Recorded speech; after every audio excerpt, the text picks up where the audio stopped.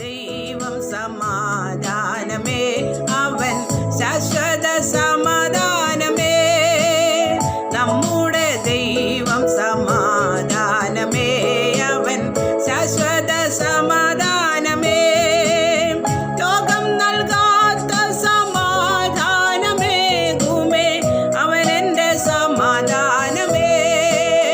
ലോകം നൽകാത്ത സമാധാനമേകുമേ, അവൻ എൻ്റെ സമാധാനമേ. സുഭാഷിതം. നിങ്ങളും ചിലർ ഈ വകക്കാരായിരുന്നു. എങ്കിലും നിങ്ങൾ കർത്താവായ യേശുക്രിസ്തുവിന്റെ നാമത്തിലും നമ്മുടെ ദൈവത്തിന്റെ ആത്മാവിനാലും നിങ്ങളെ തന്നെ കഴുകി ശുദ്ധീകരണവും നീതീകരണവും പ്രാപിച്ചിരിക്കുന്നു. And such were some of you, but you were washed, but you were sanctified, but you were justified in the name of the Lord Jesus and by the Spirit of our God. അപ്പോസ്തലനായ പൗലോസ് കൊരിന്ത്യർക്ക് എഴുതിയ 1-ാം ലേഖനം 6-ാം അധ്യായത്തിന്റെ 11-ാം വാക്യമാണ് വായിച്ചത്. നിങ്ങളും ചിലർ ആ വകക്കാരായിരുന്നു എന്ന് പൗലോസ് പറയുന്നത് ഏത് വകക്കാരായിരുന്നു എന്ന് പറഞ്ഞതിന് ശേഷമാണ് എഴുതിയിരിക്കുന്നത്. 9-10 വാക്യങ്ങളിൽ വായിക്കുന്നത്, അന്യായം ചെയ്യുന്നവർ ദൈവരാജ്യം അവകാശമാക്കുകയില്ല എന്ന് അറിയുന്നില്ലയോ? നിങ്ങളെ തന്നെ വഞ്ചിക്കാതിരിപ്പീൻ.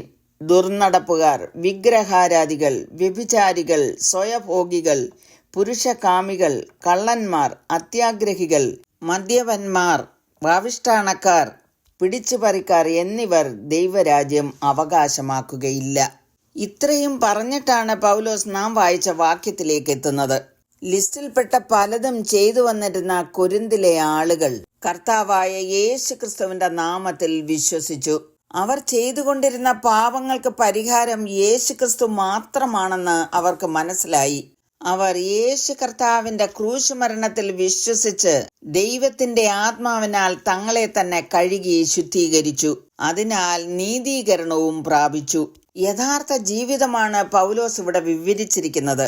ഒരു മനുഷ്യനെ സംബന്ധിച്ചിടത്തോളം അവന്റെ ഉള്ള അവസ്ഥ അവനും ദൈവത്തിനും മാത്രമേ അറിയുകയുള്ളൂ. നാം ജീവിക്കുന്ന ആധുനിക ലോകത്തിൽ പുരാതന കൊരിന്തിലെ പാപങ്ങളിൽ നിന്ന് ഇന്നത്തെ പാപങ്ങൾ വ്യത്യസ്തമല്ല.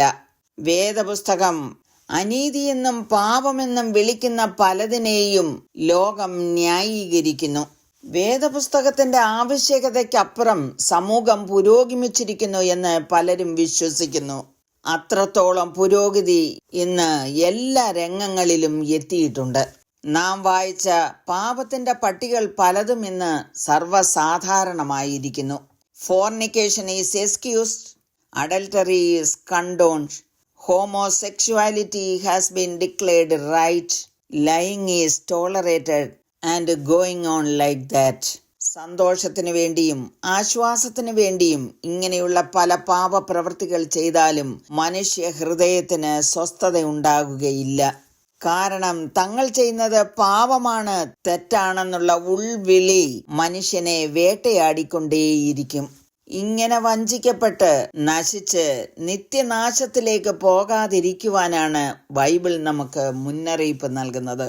സമാധാനമില്ലാതെ, സന്തോഷമില്ലാതെ, ജീവിതത്തിന് അർത്ഥമില്ലാതെ ജീവിക്കുന്ന മനുഷ്യർക്ക് പ്രത്യാശ പ്രദാനം ചെയ്തിരിക്കുന്നത് യേശുക്രിസ്തു മാത്രമാകുന്നു. യേശുക്രിസ്തുവിൽ വിശ്വസിക്കുമ്പോൾ നാം പാപത്തിൽ നിന്ന് വിടുവിക്കപ്പെടുന്നു. യേശുവിന്റെ രക്തത്താൽ നാം കഴുകപ്പെട്ട് വിശുദ്ധീകരണം പ്രാപിച്ച് നീതീകരിക്കപ്പെടുന്നു. അവിടെയാണ് നമുക്ക് സമാധാനം ലഭിക്കുന്നത്. റോമർ 5:1 എഴുതിയിരിക്കുന്നത്, വിശ്വാസത്താൽ നീതീകരിക്കപ്പെട്ടിട്ട് നമ്മുടെ കർത്താവായ യേശുക്രിസ്തു മൂലം നമുക്ക് ദൈവത്തോട് സമാധാനമുണ്ട്. ദൈവത്തോട് സമാധാനമുള്ളവർക്ക് തങ്ങളുടെ ജീവിതത്തിൽ സമാധാനമുണ്ടാകും. മറ്റ് സഹജീവികളോടും സമാധാനമായി വർദ്ധിക്കുവാൻ കഴിയും. ആകയാൽ നമ്മെ തന്നെ നമുക്കൊന്ന് കാണാം.